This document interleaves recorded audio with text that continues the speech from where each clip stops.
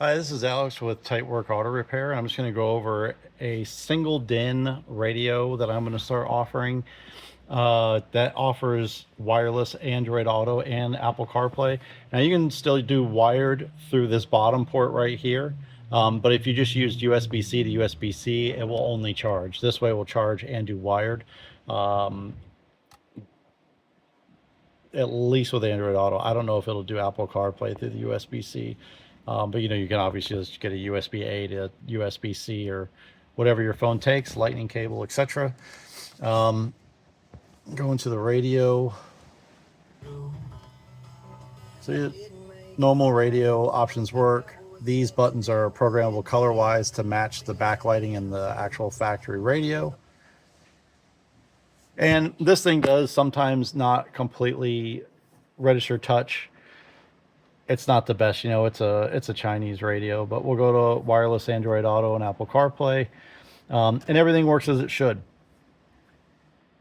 I will say though that the audio quality when you're on a phone call doesn't work as well as the Kenwood. I usually like to use the Kenwood Marine units because it's silver.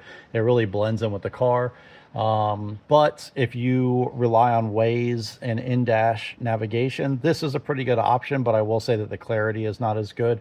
Also mounting it, it does end up getting, I use like a liquid urethane to mount it because the cage doesn't exactly mount the way that it should. So if this was ever to need to be removed, it would be a little bit of a pain. But otherwise, this is a very good option, and you always have access to your Google Play Music, you know, Amazon Prime, Pandora, Spotify, whatever it is that you use. And like I say, it works really well. And I really do like it. It's a great option, especially if you want to have this in your vehicle. But see, sometimes like what I say is that the touches, they don't always go through, or it'll get slow sometimes. So if that doesn't work, you can just go through here. Maybe it just doesn't do that. You don't even think about that. Maybe it just doesn't do like what my other car does. Well, it seems so it'll swap them around, but it just won't go to the full screen, I guess, if you press that. So let's see if I press this. See, it registered that touch. Yeah, okay, so that's what it's doing. It's not that it doesn't register the touch. What it is that it just won't make it big. So on my normal car screen, it will. So I guess if you want to go to full screen on this, you have to go over here and actually hit the icon. But everything on it works. It is a good sounding radio. Like I said, I don't really want to get into copyright. Hopefully this is an appropriate song.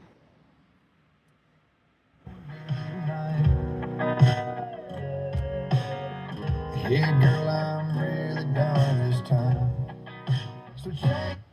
So it doesn't, it does use a factory amp. So you still get all your factory amplifier benefits. And like, I'm so used to doing that. It's just a good working radio. I don't know how else to say it. It's a nice option. It does look pretty clean. You turn it off. It has a nice flat look to it. I do prefer though the way that the Kenwoods look. I think that really keeps the classic lines of the car. But the Kenwood is a bit more expensive, and the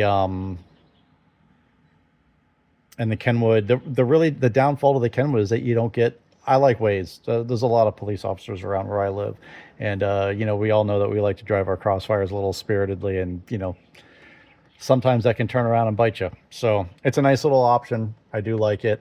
It's something that I offer. I don't know if it's my number one pick for a radio, but if it's my car and I was going to drive it, I can't live without Android Auto. I just can't do it. So I guess I'm willing to suffer a little bit for that. There is an option, you know, when you get these things to put in a backup camera, et cetera, et cetera. I really don't like going through because you got to drill holes and stuff into the car and get the camera and the wire outside. And I mean, it's a tiny little car. You can see behind yourself. I'm not a huge fan of drilling holes in the car and stuff. I'll do it if you want me to. It does add to the installation cost of the radio, but otherwise this is pretty straightforward. This does not require any kind of cutting of wires. You just buy the adapter harness, you buy the antenna harness, the correct one. There are two different types of antennas on the Crossfires, and it installs fairly painlessly. You know, you just do some connections between the two harnesses, and then it just all plugs right in. The hardest part is getting it mounted nice and clean and getting it to stay in there, because like I say, the cage that it comes with, it doesn't quite engage as well as the Kenwood. I'm not even gonna say not quite as well. It's not even remotely close. It doesn't even get close to engaging as well as the as long as the Kenwood does. The other problem with this is that you don't get a CD player. Where with the Kenwood, you have the option for just a digital version, or you have the option for a CD player as well.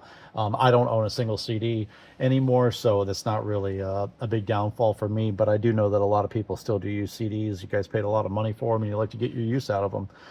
And that is one of the other downfalls of this radio. But otherwise, it's very nice. I do like the radio. It's nice that it has the back and forward buttons here, but you can also use them on the screen if you choose to. And the volume is actual physical knob. It's not anything crazy. So it's a really nice radio. All right.